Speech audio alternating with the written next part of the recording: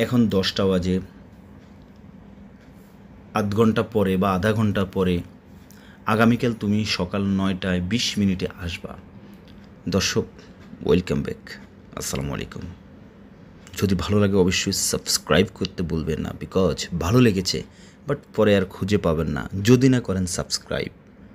Like comments করে রাখবেন। আপনি যখন ইউটিউব ওপেন করবেন সাথে সাথে আমার এই ভিডিও, আমার চ্যানেল আপনার চোখের সামনে চলে আসবে, বিকজ আসতে হবে। কারণ হচ্ছে আপনি আরব দেশে আছেন, লক্ষ লক্ষ টাকা খরচ করে আসছেন, ইনকাম করতে হবে। এই আরবি ভাষার প্রতি আপনার মূল্যায়ন, শ্রদ্ধা, ভ্যালু দিতে হবে। এই ভাষা দ্বারাই আপনি লক্ষ লক্ষ টাকা ইনকাম করবেন ইনশাল্লাহ। দর্শক, আপনারা আমাকে বলেছেন যে ভাই অনেক চ্যানেল দেখেছি আরবিতে কথা বলতে পারিনি, আপনার ক্লাসগুলো দেখার পরে আলহামদুলিল্লাহ আরবিতে কথা বলতে পারতেছি, আপনার বইটি ক্রয় করে আরবিতে কথা বলতে পারতেছি। 80 টাকার জায়গায় বেতন এখন 100 টাকা হয়েছে।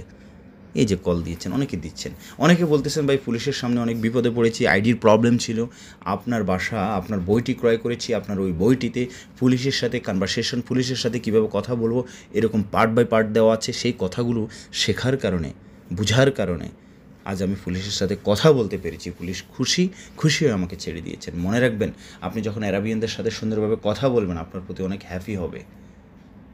দর্শক, কথাগুলো যদিও আপনার কাছে অনেক বোরিং মনে হবে, বিরক্তিকর মনে হবে, কিন্তু দিন শেষে আমার এই কথাগুলোর মাধ্যমে যদি 10 জন লোক শুনে থাকেন, 5 জন লোক হলেও হয়তো অ্যাক্টিভ হবেন, আপনারা অনুপ্রাণিত হবেন। দর্শক, কাম টু পয়েন্ট। প্রথমে কি লিখেছি দেখেন, আলহিন সা আশারা, আলহিন সা আশারা। এখন 10টা বাজে। আলহিন মানে এখন, সা মানে হচ্ছে ঘন্টা, সা মানে হচ্ছে ঘড়ি, সা মানে সময় হয়ে থাকে, বাট স্পেসিফিক ওয়াক্ত মানে হচ্ছে সময়। দর্শক, মনে রাখবেন, যদি আপনি কোনো সময় বলেন, যেমন 9টা বাজে, 9টা 20 মিনিট বাজে, 9:15 বাজে, অবশ্যই এই যে 9টা, 9:15, 10টা, এটা বলার আগে, প্রকাশ করার আগে অবশ্যই আগে সা শব্দটি ব্যবহার করবেন। কি ব্যবহার করবেন? সা। সো আলহিন সা, আমি আশারা দিয়েছি, আপনি দেন, সমস্যা কি ভাই? আপনি 9টা দেন, আপনি 12টা দেন, আপনি 1টা দেন, নো প্রবলেম। বাট দেখেন, তার আগে কী জানতে হচ্ছে আপনাকে? 1 থেকে কোটি পর্যন্ত গণনা করা জানতে হচ্ছে। অ্যাটলিস্ট 1 থেকে 100 পর্যন্ত জানেন। দর্শক, এই ব্যাপারে আমার অনেকগুলো ভিডিও আপলোড দেওয়া আছে, আপনি কিভাবে 1 থেকে 20 পর্যন্ত গণনা করবেন। একটি সহজ ছোট্ট একটি কৌশলের মাধ্যমে আমি ক্লাসগুলো তৈরি করেছি। যদি না পেয়ে থাকেন আমাকে জানাবেন। সো আলহিন সা আশারা, এখন 10টা বাজে। তাহলে আমি কি বলেছি? আমি যদি 9টা বলি তাহলে কি হবে? আলহিন আগে অবশ্যই সা বলবো। আলহিন সা, 9টা কত? 9টা মানে তিসা মানে 9, তামানিয়া মানে 8, সাবা মানে 7, সিত্তা মানে 6, খামসা মানে 5, আরবা মানে 4, তালাতা মানে 3, ইতনাইন মানে 2, ওয়াহেদ মানে 1। আশা করি বুঝতে পেরেছেন। এখন আসেন, নুস মানে অর্ধেক। এখন আমি যদি বলি নুস সা, তাহলে কি হয়ে যাবে? আধা ঘন্টা। নুস মানে অর্ধেক, এটা মাথায় রাখবেন। এখন আমরা অনেক সময় বলি না, কোনো খাবার কেউ দিচ্ছে বা কোনো কিছু দিচ্ছে, আমরা কি বলি? অর্ধেক দাও, অর্ধেক দাও। তা আপনি বলবেন জিব নুস, নুস নুস নুস নুস, অর্ধেক অর্ধেক। এখন যদি আমি এখানে সা কথাটি লিখেছি তাহলে কি হয়ে যাবে? নুস সা, আধা ঘন্টা। নুস সা, আধা ঘন্টা।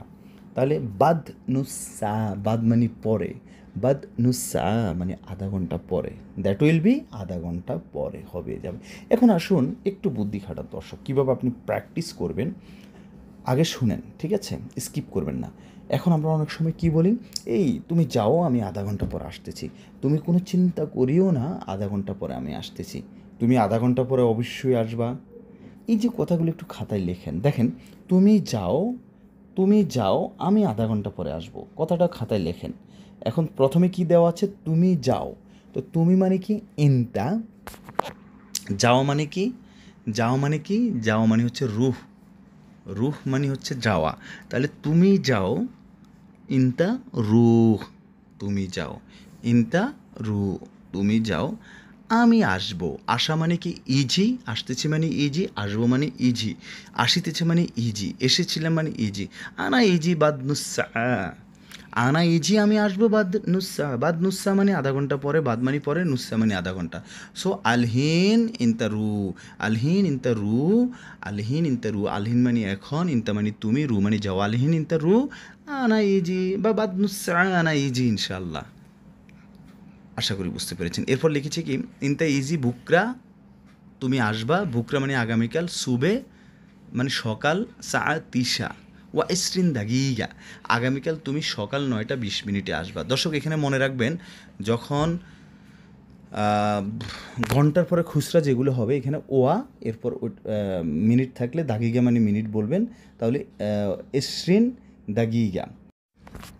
দর্শক লাস্টে আমি যে বাক্যটি লিখেছি এটা আবার বলতেছি একটু, সেটা হচ্ছে ইনতা ইজি তুমি আসবা, বুকরা আমরা অনেক সময় বলি না তুমি আগামীকালকে আসবা, বুকরা মানে আগামীকাল।